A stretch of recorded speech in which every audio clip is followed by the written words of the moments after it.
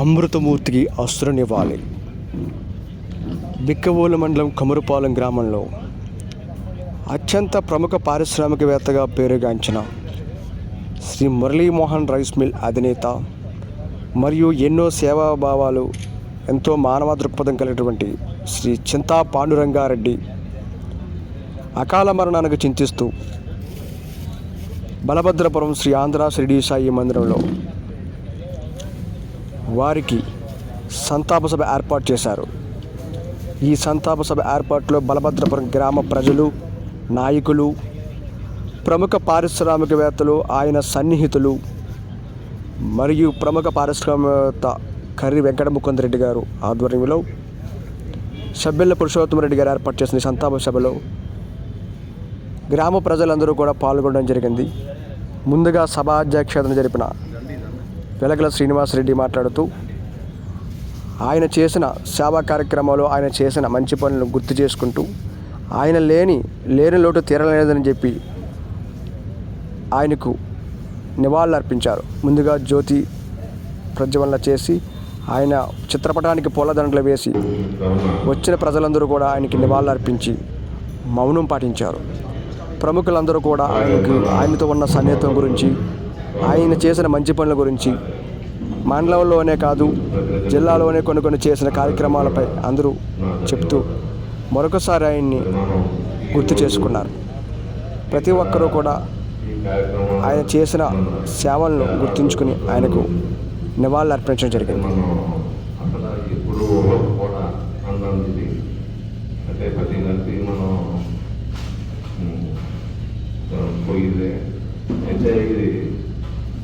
అకాల మృత్యు మరి అయింది.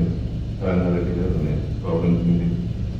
దాని మీద మనం అసలు చెప్పుకున్నా కూడా అసలు అంత ఓకే అన్నంతే. ఎందుకు చేద్దంటే ఆయన ప్రతి ఒక్క మనిషికి కూడా సహకారం అందించే వ్యక్తి.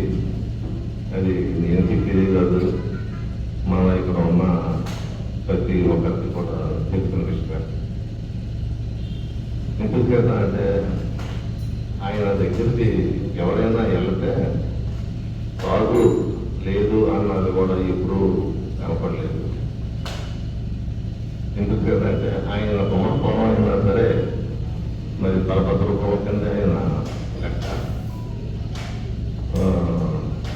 దేనికి వెళ్ళినా కూడా ఆయన అసలు ఎప్పుడు లేదని కూడా అన్నదైతే నాకు ఎక్కడ కనబడలేదు.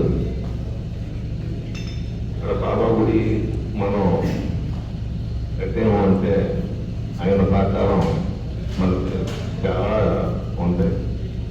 అంటే ఆయన కంటే ముందు ఆయన నా భావం వచ్చి ఆయన శ్రీనివాసరెడ్డి అతను బాబా గుడికి ముందు చెయ్యాలని, గుడి కట్టాలన్న తరంపు ఆయన మనకు చూస్తున్నట్టు లేదు. మరి ఇంకా పెద్దలో ముందు తరంపు తీసుకురావడం అది ఆయన కూడా సేమ్ ఇదే విధంగా ఆయన అకాల ముట్టుకుపోయింది, తీసుకెళ్ళిపోయింది. అప్పుడు ఆయన రంగారెడ్డి గారు నేనున్నాను, మా బామ్మర్ది అనుకున్న కోరికను మనం పూర్తి చేద్దాం అని అన్న మాట ఆయన నాతోనే ఆయన అనడం జరిగింది. అది కూడా ఆయన నిలబడి మరి మనకి గుడికి చాలా సహకారాలు అందివ్వడం మనకి జరిగింది. అలాగే మనం చెప్పుకుంటే ఇక్కడ ప్రతి ఒక్క విషయానికి కూడా ఆయన సహకారం అదే విధంగా ఉంటుంది. మనం ఎక్కడ దాకా మాట్లాడలేదు. ఈ మధ్యలోనే ఆయనతో ప్రియాంకల్లా సమానకి చాలా మంది చాలా అభ్యంతరాలు రావడం జరిగింది, చాలా సమస్యలు రావడం జరిగింది. అప్పుడు వెంకటరెడ్డి గారు, అలాగే మన కృష్ణరెడ్డి గారు, అలాగే మన బాబు గారు, అలాగే ఇంకా పెద్దలు అందరూ నన్ను ఎవరి రంగారెడ్డి గారితో మాట చెప్పాలి అంటే ఆయనతో చెప్పాక ఎవరో ఒక 4 రోజులకో వారంకో 10 రోజులకో అయినా రేపు సరే చేద్దాం, వాళ్ళకి సహకరిందాం అని అంటాం.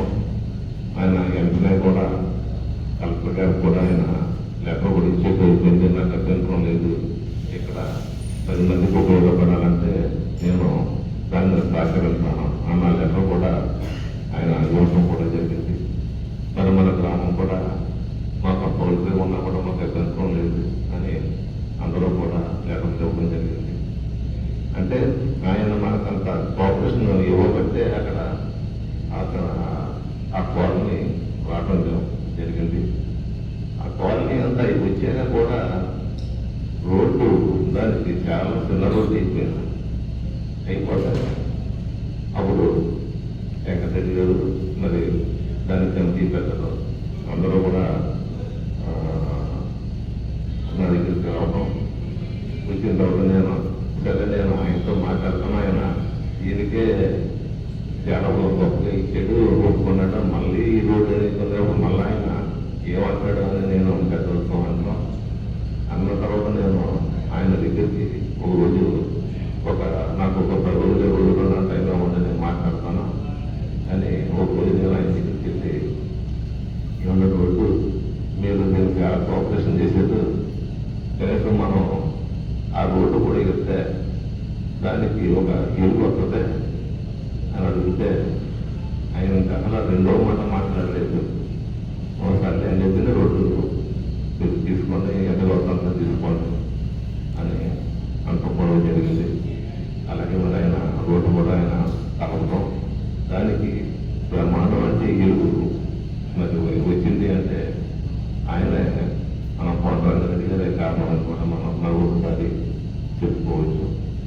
మరి అలాగే ఇక్కడ ప్రతి కార్యక్రమాన్ని కూడా ఆయన ఇంకా మనం ప్రతి కార్యక్రమానికి ఎరగొట్టుకోవడం చెప్పక్కర్లేదు. ఏ కార్యక్రమాన్ని ఎవరైనా కూడా ఆయన మేము ఉన్నాము అని ఆయన అర్థమైతే ప్రతి గ్రామంలో ప్రతి మూల కూడా ఉంది.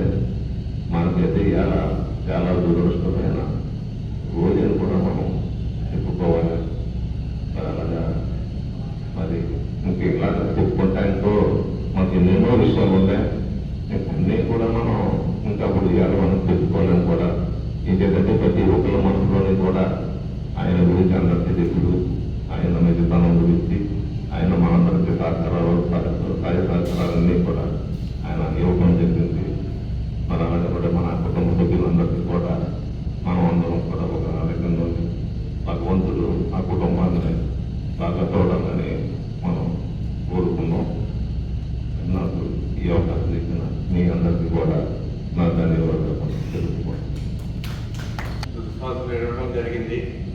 దాన్ని బట్టి మనందరికీ తెలిసింది ఎవరో ఇంట్లో ఏం పట్టుకెళ్ళేది లేదు. మన పెద్దలు ఇవ్వని మనం తర్వాత వెళ్తాం. మనకి ఇవన్నీ సహజం. ఇవాళ హెచ్చరిక అంటే మనం చేతనైతే ఎవరికైనా సాయం చేయండి అంతే తప్ప కాదు